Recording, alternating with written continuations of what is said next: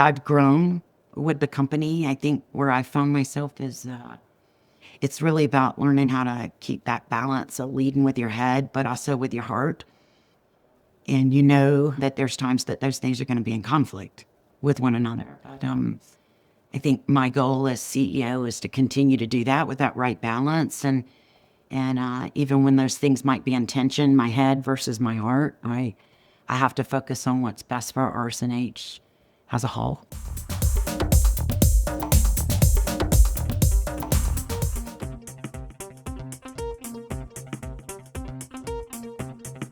We're back, everyone, with a new episode of AEC Perspectives by RS&H, and I am really excited because we have a very special episode for you today.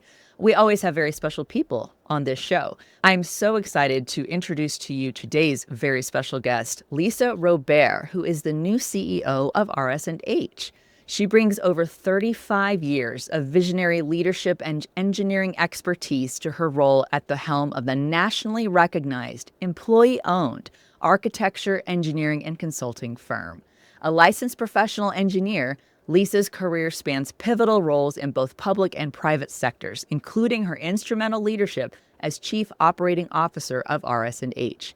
Renowned for her strategic acumen and passion for innovation, she has been a driving force behind initiatives that expand market capabilities and enhance employee ownership opportunities.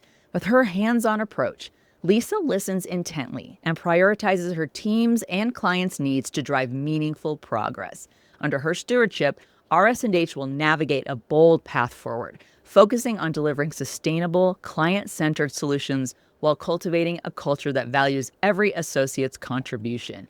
I am boldly going to say that was the awesomest bio I've ever read, and I'm so excited to finally talk to the person who it represents. Lisa, welcome to the podcast. Oh, thanks for having me. It's a generous bio. It says a lot, and I mean, it's only scratches the surface really of who you are. But I'm just really pleased to let our listeners and our audience kind of meet you over this podcast. So it's a cool opportunity. Great. It's great to be here. Looking Awesome. forward to the discussion. Well, let's go. Let's dive into it. I know a little bit of your background. You've grown alongside RS&H as a company for 15 years already. So it's not like you're new to RS&H, which is awesome. How did that journey with RS&H so far prepare you to step into the CEO role? And I would love to hear a little bit too, like how that has shaped and influenced your leadership style and approach. Tell us the deets here. Awesome. Yeah. Well, first of all, I don't think you're ever fully prepared to step into the CEO role. So I'm going to acknowledge that up front. But, when I think about my 35 years in this industry that I love, so much, I think where I've always found myself is like being that person that focuses on being a reliable team partner, someone you could trust, talk to. I've always been ready to step into whatever roles, whether it was a defined role or maybe there was some evolution in the organization and they needed someone that was okay being uncomfortable in new spaces or new roles. And, through doing that, I think I've gotten a lot of diverse experiences in my career. And needless to say, RS&H has provided plenty of those as well in the 15 years that I've been here. I first came to the company as the Jacksonville Transportation Office leader, and it was the first time in my career where I didn't have construction management, which was the majority of my career before RS&H, kind of tucked under my shoulder. So I really pushed myself out of the nest when I joined RS&H and took that plunge and was like, I feel like I can help, with this role. And then, I moved into the operations leader for the transportation practice, and then the national practice director for transportation. And then about 9-10 years ago, I joined the executive team, and I was aligned with a piece of the business that I had zero experience in, and that was alignment with our aviation practice, our aerospace and defense teams, and our corporate health and science practice. So completely outside of my wheelhouse, my background, but what a great opportunity to learn and grow, Here's what I'd say. In that 15 years, from being that Jacksonville Transportation Office leader to most recently the COO up until about a month or so ago, I have just seen incredible talent, heart, and commitment that really defines the organization that we are. And I've been a great benefactor of role models in my full career, and RS&H is no exception. Dave Sweeney, our prior CEO, he has been a mentor, a role model, and a friend for 15 years. And just each day watching our associates, that's what we call all of our employees as associates. We don't say employees, but I've just seen the incredible heart, that they put into everything they do every day. And they work just so hard every day to deliver solutions and outcomes for our clients and support each other. And being in that type of environment has influenced me in my leadership. It's not all about the bottom line, although that is important in an employee-owned company, right?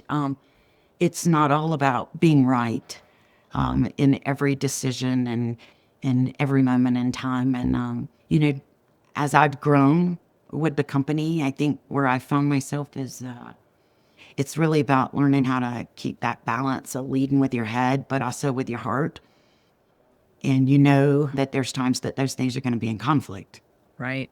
With one another. But I think my goal as CEO is to continue to do that with that right balance. And even when those things might be in tension, my head versus my heart, I have to focus on what's best for RS&H as a whole. So it's been a great career here.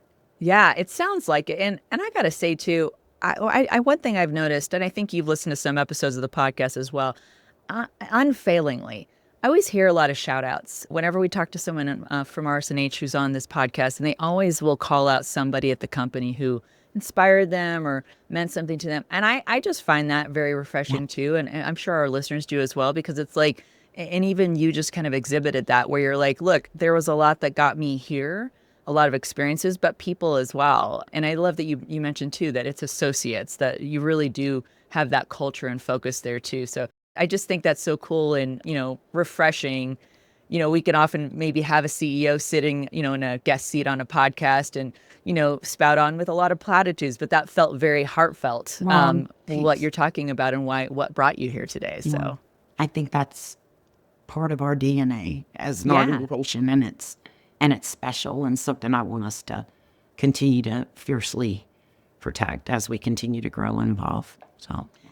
Well, speaking of growth and evolution, there has been some shift of late at RS&H. There's a new purpose, new vision, new values, rollout of the 2030 strategic plan, and now you taking on the CEO role. I'm sure for any customers and associates and other communities that the firm serves out there, they're all like, well, neat. How does that translate to us? What does that mean? So I'd love to hear straight from you, with all that change and those shifts, how is that all going to translate to RS&H associates and clients in the communities that the firm serves? Yeah, lots of shifts, and not because anything that we were doing was wrong. Those efforts got us to where we are, and as we live in this ever-evolving context in the world that just moves at a quicker and quicker pace every day, it's incumbent of us to take time to sit back and go, okay,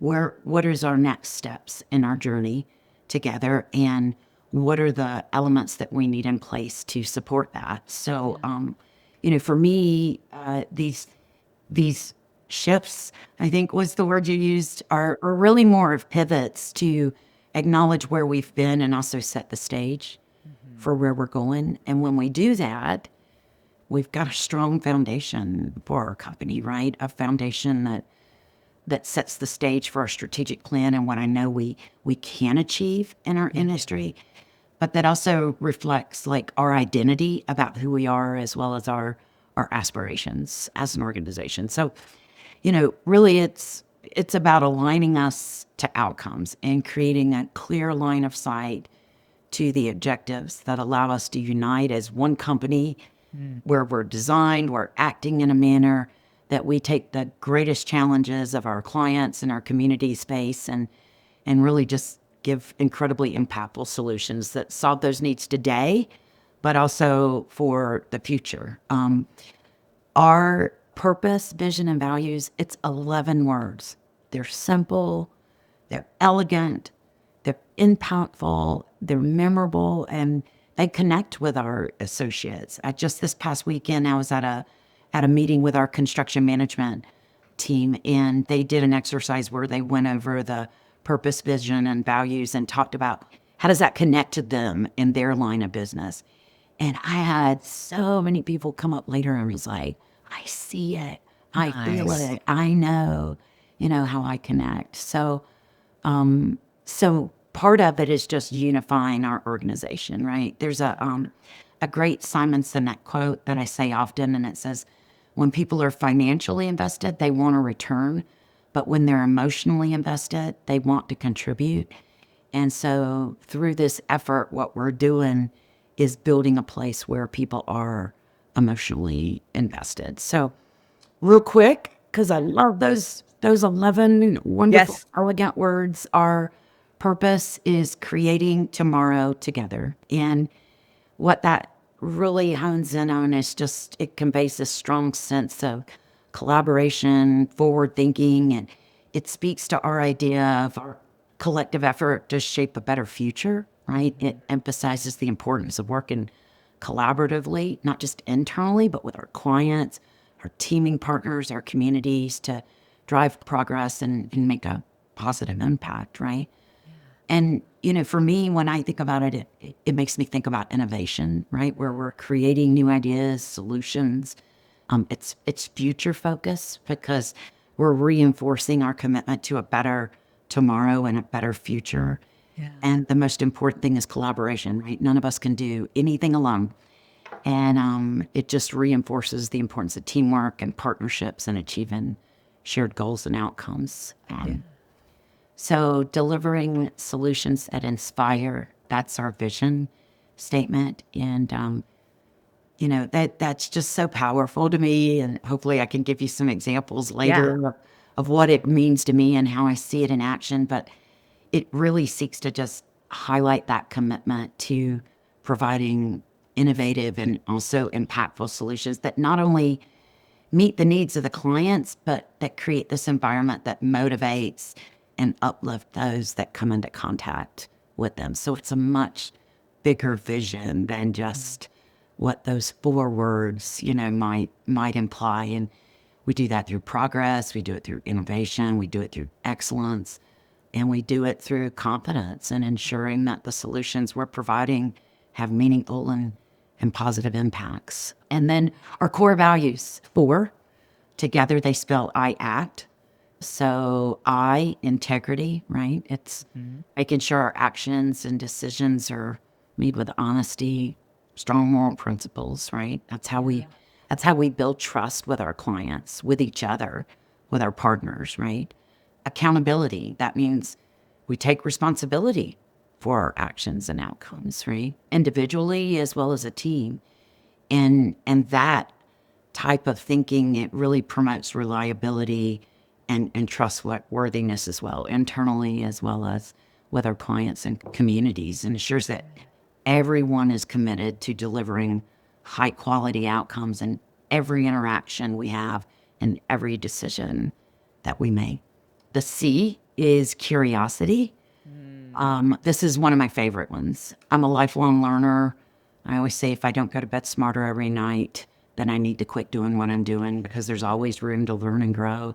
So this one connects so deeply to me, but the world is just changing and evolving so quickly. Our clients' needs are changing. Our community's needs are changing. Our associates' needs are changing. And we have to approach that changing context with curiosity versus a status quo kind of mindset. That's what's going to keep us ahead of the competition, and it will serve us well in the marathon that we're on. And then last and definitely not least, but T is for teamwork.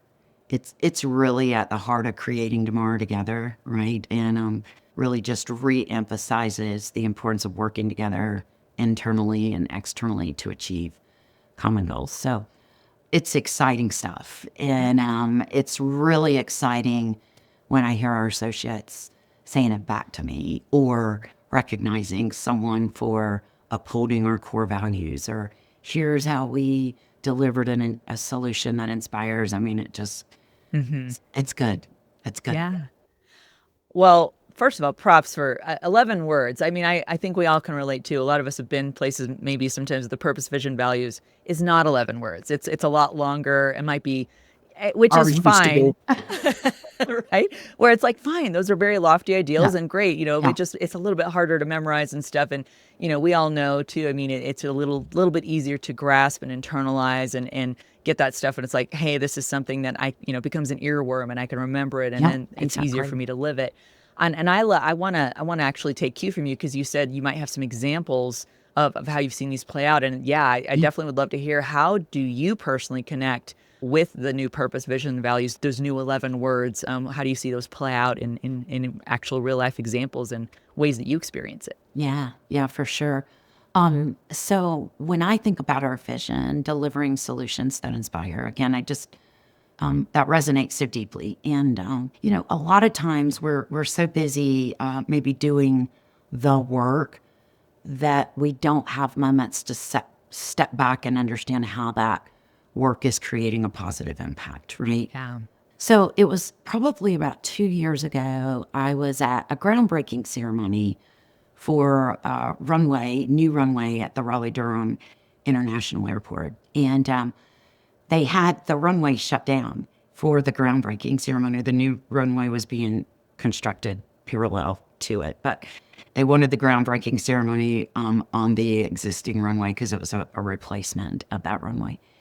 And that's the first time I'd ever had like my 2 feet standing on a runway, right? Like I've rode plenty of planes, landed on plenty of them, thankfully, but the first time actually standing on one. And I was struck, standing there, because it was a very different vantage point from being a passenger on a plane, about how what we do inspires others. So bear with me here for a second. So when you think about that runway, what we're doing is we're providing safe passage, right, for individuals flying. But it's really a lot more than that. And it started crossing my mind, like the millions of passengers that travel via the infrastructure that we put in place, right? So, maybe someone on that plane was flying for their first time, right?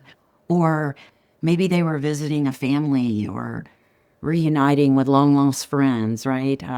Maybe they were going on a vacation to somewhere they dreamed of their entire life, right? And finally having the opportunity to take that trip. So when I say delivering solutions that inspire and inspire those that come into contact with them, most of the people on that plane may not even think about that. Right.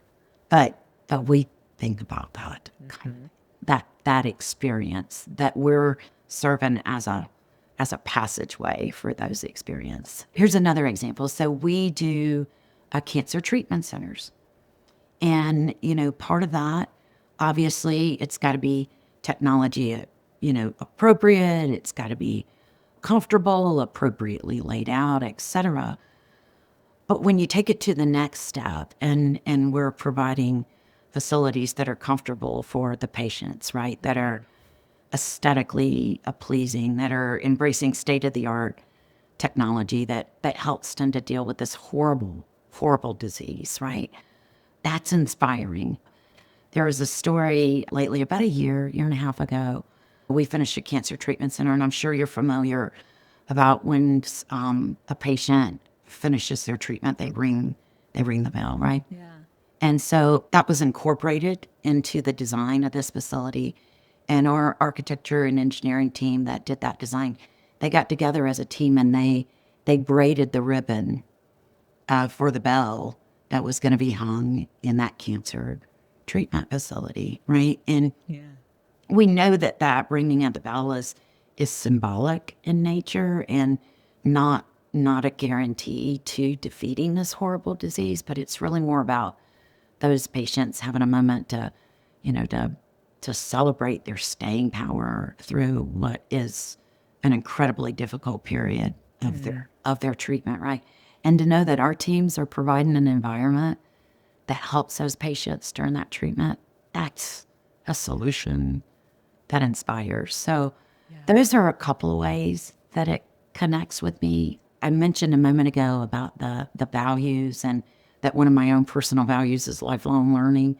So this idea of curiosity and always learning and growing as a professional, as a human, as a leader, as a mother, as a wife, as a friend, that connects with me deeply, as do many of our other core values. And I think that when you can find a place that their core values overlap with your own, that's something golden.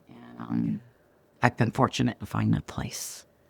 I would say so. That was very moving too, very authentically too, because it's like, I mean, I was actually just talking to someone today about cancer, and how it touches so many people. And it's an interesting thing because someone might not think, hey, I'm going to listen to a podcast today about architecture and engineering and construction, and it's going to touch a human chord in me because we're going to talk about how that impacts a person's experience in that very vulnerable state Yeah. when they're dealing with that particular situation. But those are the realities you just shared, and why your work, RS&H's work, and the work that you all do from CEO all the way down to a new hire today, that you're impacting people's lives by the environment around them. And also, I really like, and this is going to segue nicely into kind of the last question I have for you as well, but you talk about the personal investment of time, of heart, of meaning that the associates of RS&H are doing, where they're like, hey, we're going to braid that rope. We're going to have a piece of this. It's just that part that's going to mean something to the people that have to be in this building for the reasons that they need to be there. And I love that. Just something that has impressed me personally, and I think continues to impress our audience, is about the ownership aspect of RS&H as employee owned. And I understand you've been one of the key champions of RS&H's path to 100% ownership by the employees, broad ownership. I'd love to learn from you. What does employee ownership mean to you personally, and how do you see it shaping the future of RS&H? Yeah. Well, let me start off by saying there have been so many people involved in this journey, so I appreciate being named key, but it's taken a lot of people to get to where we are today. And I've just been fortunate to be a part of the leadership that's moved, that forward over the last, it's been a 10-year journey to where we are today. But I'll start with the basic. I firmly believe in the transformative power of employee-owned companies, especially in an industry like ours that's increasingly consumed by private investment. RS&H's commitment is a unique differentiator for our associates as well as our clients, and it really fosters that sense of shared purpose and driving collective success versus individual success. And I'm deeply committed to continuing that journey for our organization. I've had 3 different employers in my life. The first was in public government at North Carolina DOT in the beginning of my career, and then since then 2 employee-owned companies. And I know the impact that employee ownership can have on decision-making, how we service our clients, and alignment within an organization. So we just wrapped up our second all-associate stock offering, and it is exciting. I can't even believe I'm saying this, but at this point in time, 50% of our organization are direct shareholders in RS&H. And that is incredible and just a real testament to what we're building, right? People want to be part of something that's bigger, right? Than just their job. They want to feel a part of a team. They want to feel like what they're doing is making an impact. And you know what? They want to know that they receive benefit beyond just their compensation for what they're doing. And employee ownership allows for that. It has been an incredible differentiator for us in recruiting, for people to realize that they can be an owner, because in a lot of companies, it's not fully open to all employees like RS&H. Now, there are ESOPs, and ours is a bit different from an ESOP, but the fact that people are willing to take a part of their bonus check or money out of their pocket or do a layaway plan out of their paycheck to buy stock, that excites me so much because I know that we have people that believe in what we're doing. Yeah. Yeah. And it makes me so proud. And that's a responsibility that we all take incredibly, seriously at RS&H. So Yeah. it's transformative for us. And again, it's been a journey. That journey wasn't always easy, but to see where we are today, it's incredible. That is incredible. It really does say a lot. And I think the common thread we're seeing around all of this is just, this is a group of people that are really trying to live out the new purpose, vision, and values. They're really trying to bring the humanity into this industry and watch that play out in the projects y'all do and the communities you impact. And, I know we've talked a lot about where you all have been and where you've come to today. Let's take a brief glimpse into the future, shall we? As you're going to look ahead to your first full year as CEO, I'd love to hear, what are you most excited about for RS&H? Like, how do you hope the firm will continue to make a difference in the communities and with the associates and everyone? Like, what's ahead? What are you excited about? Yeah, there's so much to be excited about, right? And I think that the work that we did over a year and a half of preparing our strategic plan, Strat Plan 2030, we call it Amplify. So we've got the foundation. How do we take that and we amplify it in a manner that creates positive impact? That combined with our purpose, our vision, and our values, and how we've rolled that out with intentionality, and we talk about it and we speak to it regularly. I'm excited for us to, continue to execute on our strat plan with that level of intention, right? A strategic plan is a journey. I've used the comparison of it's a marathon, right? In a marathon, sometimes you run fast, sometimes you run a bit slower, you pace yourself in what you're trying to achieve, which is to make it across that finish line.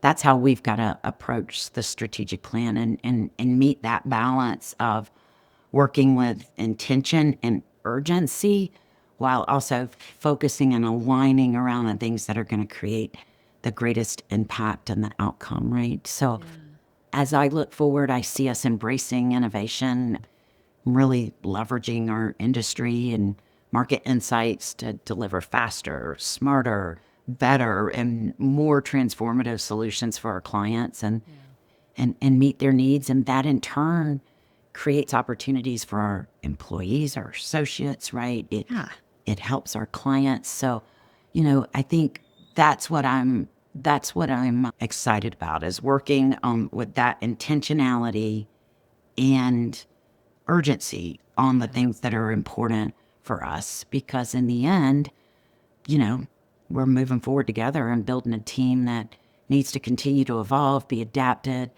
And when we do that, we're going to attract, we're going to retain the best talent in the industry, and we're going to remain an employee-owned company. And those are incredibly important for us. So I would say that, well, this has been so great too. And yeah, that's an exciting future to look forward to. But as you mentioned already, there's a lot of foundation there. Nice. There's a lot of in the now things that are happening, exciting. And of course, just as the future goes, it sounds like y'all are well poised to meet the moments as they come. But Lisa, it's been an honor to have you on the podcast today, to hear your thoughts and hear straight from the very top as you were. But I know that your perspective is like, you're all in this together, that this firm is all together. So just really appreciate your time today. Is there anywhere that we can find and follow you online to just like keep in touch with you? Oh my gosh, I wish I could say I had like Instagram and things like that.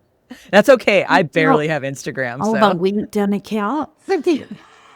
that's People are more than welcome to follow me on LinkedIn. I'm trying to be a bit more active in that environment. With that said, our company, obviously, we have Insta account, we have LinkedIn account. Yeah.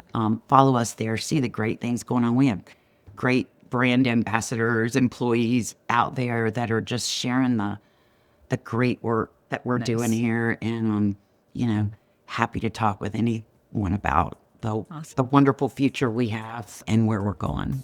It's a special place, and I'm honored to be a part of it. So Wonderful. Thank you for that. And for everyone listening and watching, again, thank you for tuning in to this episode of RS&H. As Lisa just mentioned, there's things being shared all over the place, including on other episodes of this podcast. So again, if you haven't partaken, I encourage you to find this podcast wherever you listen to your favorite podcasts. We're available everywhere. Make sure you like, subscribe, and share with your folks.